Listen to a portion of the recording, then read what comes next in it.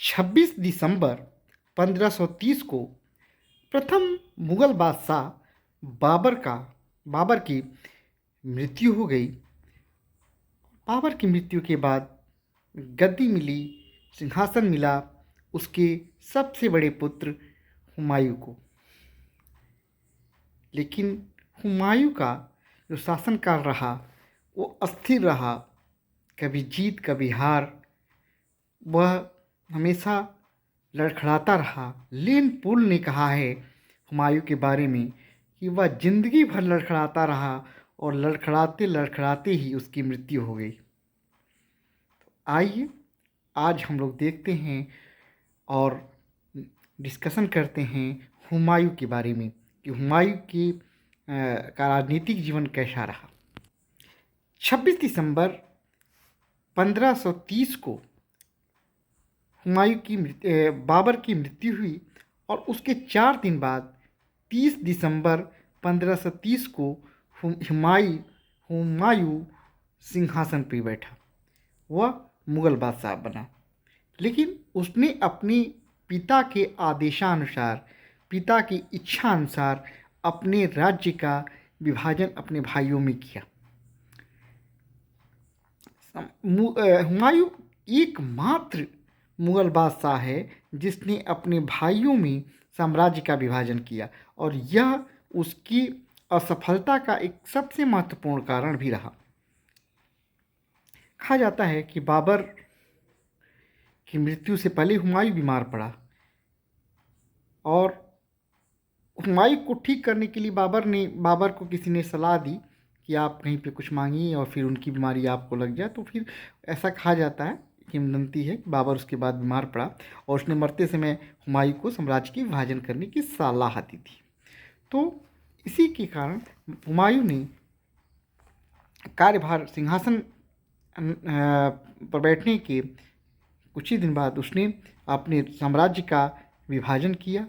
उसने अपने भाई कामरान को काबुल और कंधार, अपने दूसरे भाई अस्करी को संभल तथा हिंदाल को अलवर की जागीर दी और अपने चचेरे भाई सुलेमान मिर्जा को बदख्शा की जागीर दी। यह परीक्षा में पूछा जाता है कि हुमायूं ने किस प्रकार अपने साम्राज्य का विभाजन किया। तो इस प्रकार कामरान को मिला काबुल कंधार, अस्करी को मिला संभल, हिंदाल को अलवर और चचेरे भाई सुलेमान मिर्जा को उसने बदख्शा की जागीर दी। इस प्रकार साम्राज्य का विभाजन उसने कर दिया, लेकिन उसके भाई ही उसकी असफलता के एक सबसे बड़ा कारण बने। हुमायूं के सामने कई चुनौतियां थी। गुजरात में बहादुर शाह अपने आप को मजबूत कर रहा था। उसने मालवा को भी अपने आधिपत्य में ले लिया था।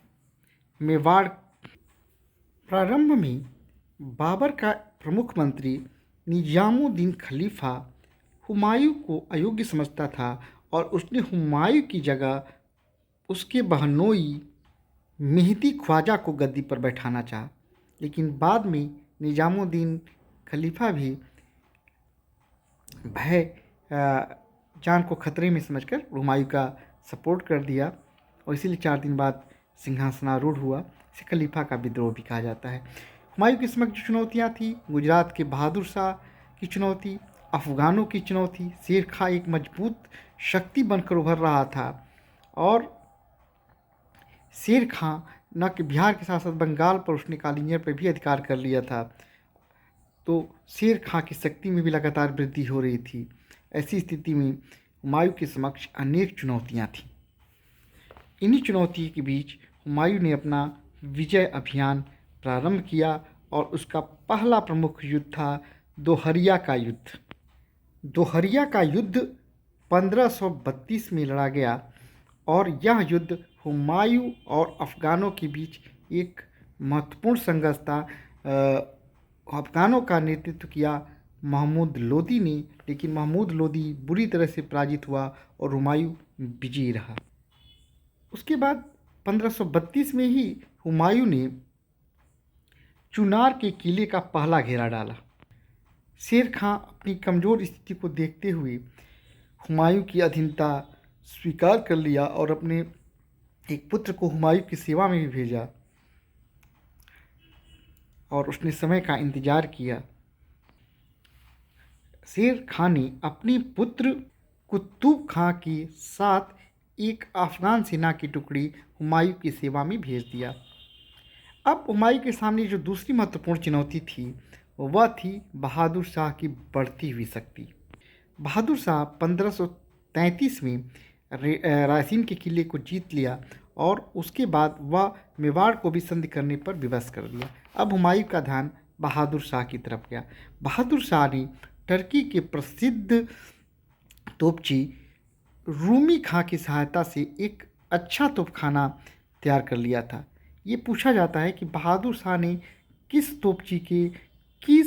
टर्की के तोपची से की सहायता से अपना तोपखाना तैयार किया, तो वो तोपची था टर्की का रूमी खां, जिसके नेतृत्व में बहादुर शाह ने वो एक कुशल तोपखाना तैयार किया था। 1535-36 में हुमायूं ने बहादुर शाह पर आक्रमण किया और उसने बहादुर शाह को बुरी तरह से पराजित किया तथा मांडू और चंपानेर के किलों को भी जीत लिया। अब उसका ध्यान पुनः शेर खां की तरफ गया, जो अपनी शक्ति में लगातार वृद्धि कर रहा था। शेर खां को दबाने के लिए उसने दूसरी बार चुनारगढ़ के किले का घेरा डाला और 1538 में ये जो दूसरा घेरा उसने डाला था उसे चुनारगढ़ का दूसरा घेरा कहा जाता है। पहला घेरा चुनार का डाला 1532 में और दूसरा घेरा चुनारगढ़ का डाला 1538 में। लेकिन इस बार हुमायूं ने अधिकार तो कर लिया, लेकिन उसका काफ़ी नुकसान हुआ और वो काफ़ी कमज़ोर हो गया। जब कहा जाता है कि जब हुमायूं 15 अगस्त 1538 को गौड़ पहुंचा तो वहां वो चारों ओर लाशों के ढेर और उजाड़ दिखाई दिया। हुमायूं ने इस स्थान का नाम रखा जन्नताबाद। फिर बंगाल से लौटते समय हुमायूं और शेर खां के बीच एक बार फिर मुकाबला हुआ चौसा नामक स्थान पर। इसे चौसा का युद्ध कहते हैं। चौसा का युद्ध कब हुआ था? चौसा का युद्ध हुआ था 29 जून 1539 को हुमायूं और शेर खां के बीच, जिसमें शेर खां विजयी रहा और हुमायूं बुरी तरह से पराजित हुआ और उसे किसी प्रकार जान बचा के भागना पड़ा। कहा जाता है कि चौसा के युद्ध के बाद ही वह जान बचाकर भागा और अपनी घोड़े सहित गंगा नदी में कूद गया, जहाँ से वो एक भिश्ती की सहायता से अपना जान बचा सका और भिश्ती की इस उपहार के लिए उसने भिश्ती को एक दिन के लिए बादशाह भी बनाया। चौसा की विजय के बाद शेर खां ने शेर शाह की उपाधि धारण कर ली। शेर खां ने शेर शाह की उपाधि धारण कर ली। उसने खुतबा पढ़वाया और अपने नाम की सिक्के ढलवाने का भी आदेश दिया। 17 मई 1540 को एक और युद्ध हुआ हुमायूं और शेर शाह के बीच में कन्नौज के बिलग्राम नामक स्थान पर। इसे बिलग्राम या कन्नौज का युद्ध कहा जाता है और कन्नौज या बिलग्राम के इस युद्ध में हुमायूं एक बार पुनः शेर शाह से बुरी तरह से परास्त हो गया। यह युद्ध बहुत निर्णायक रहा और अंततः हुमायूं को भारत छोड़ के भागना पड़ा और भारत की बागडोर आ गई। भारत की सत्ता मिल गई शेर शाह सूरी को और अगले 5 वर्षों तक शेर शाह सूरी ने भारत में व्यापक काम किया। मैं शेर शाह सूरी के बारे में अगले वीडियो में व्यापक रूप से बताऊंगा कि क्या क्या उन परीक्षा के दृष्टिकोण से पूछा जाता है, लेकिन आज हम केंद्रित रहते हैं हुमायूं पे। तो कन्नौज या बिलग्राम का युद्ध शेर खां हुमायूं के बीच जो संघर्ष चल रहा था उसमें निर्णायक साबित हुआ और शेर शाह ने अपने कुशल सेनापतित्व की सहायता से इस युद्ध को जीत लिया। हुमायूं को देश छोड़ के भागना पड़ा। इस निर्वासन काल में ही जब वो भगा हुआ था उसने 29 अगस्त 1541 को हमीदा बानो बेगम के साथ शादी किया। हमीदा बानो बेगम हिंदाल के आध्यात्मिक गुरु मीर अली की पुत्री थी। उसके साथ शादी किया और इसी से अकबर का जन्म हुआ।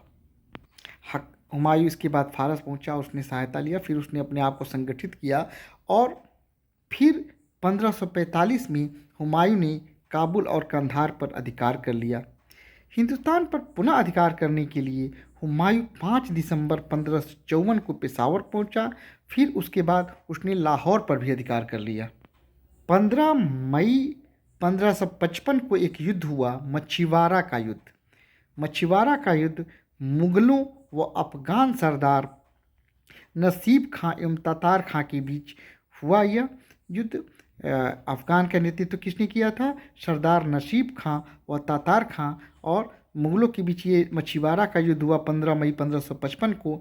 इस युद्ध में हुमायूं ने जो है अफगानों को पराजित कर दिया और संपूर्ण पंजाब पर मुगलों का अधिकार हो गया। फिर 22 जून 1555 को अगला युद्ध हुआ, सरहिंद का युद्ध। सरहिंद का युद्ध मुगलों और अफगानों के बीच एक निर्णायक जंग थी, जिसमें जो है अफगानों का नेतृत्व किया सिकंदर सूर ने, जबकि मुगल सेना का नेतृत्व किया बैरम खां ने। बैरम खां जिसने अकबर का भी वो सेनापति रहा।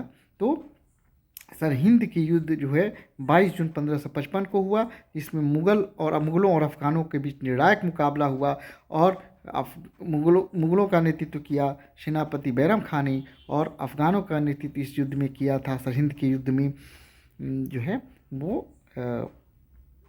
सिकंदर सूर ने। इसमें सिकंदर सूर बुरी तरह से पराजित हुआ और पुनः हुमायूं का अधिकार दिल्ली पर हो गया। 23 जुलाई 1555 को हुमायूं एक बार पुनः दिल्ली के सिंहासन पर बैठा। तो हुमायूं का 2 बार सिंहासनारोहण हुआ। पहला 30 दिसंबर 1530 को और दूसरा 23 जुलाई 1555 को, यानी 25 वर्ष बाद पुनः हुमायूं सिंहासनारूढ़ हो गया। लेकिन अब की बार वो ज़्यादा दिन तक शासन नहीं कर सका। और एक दिन जब वह दिल्ली में दीन पन्ना भवन स्थित पुस्तकालय की सीढ़ियों से उतर रहा था, तो वहीं उतरते हुए लड़खड़ाते हुए गिर गया और उसकी मृत्यु हो गई। इसी बात को लेकर लेनपुल ने लिखा है कि हुमायूं जिंदगी भर लड़खड़ाता रहा और लड़खड़ाते लड़खड़ाते ही उसकी मृत्यु हो गई। इस प्रकार 1556 में हुमायूं की मृत्यु हो गई। ये कथन पूछा जाता है लेनपोल का कि किसने कहा है कि हुमायूं जीवन भर लड़खड़ाता रहा और लड़खड़ाते लड़खड़ाते ही अपनी जान दे दी। तो यह कथन है लेनपोल का। लेनपोल ने का एक और भी कथन बहुत इंपॉर्टेंट है और अक्सर परीक्षाओं में पूछा जाता है। वह कथन था, लेनपोल ने हुमायूं की असफलता के बारे में कहा है कि हुमायूं की असफलता का मुख्य कारण है उसकी सुंदर परंतु विवेक रहित दयालुता। तो उसने इसे 2 स्टेटमेंट लेनपोल की बड़ी फेमस है जो परीक्षा में पूछे जाते हैं। हुमायूं को अबुल फजल ने इंसान एक कामिल कहा है। अकबर इसका पुत्र था जो हुमायूं की मृत्यु के बाद गद्दी पे बैठा और अकबर द ग्रेट नाम से प्रसिद्ध हुआ। बैरम खां उसका एक प्रमुख सेनापति था हुमायूं का, जिसने उसके हमेशा उसने साथ दिया और उसी की सहायता से वह पुनः दिल्ली की गद्दी को प्राप्त कर सका। तो यह थी हुमायूं के राजनीतिक जीवन से संबंधित कुछ महत्वपूर्ण और परीक्षा उपयोगी जानकारी। मुझे उम्मीद है कि आपको यह जानकारी अच्छी लगी होगी। यह जानकारी अच्छी लगी तो मेरे वीडियो को लाइक करें, कमेंट्स करें और अपने दोस्तों के भी शेयर भी करें। नमस्कार दोस्तों।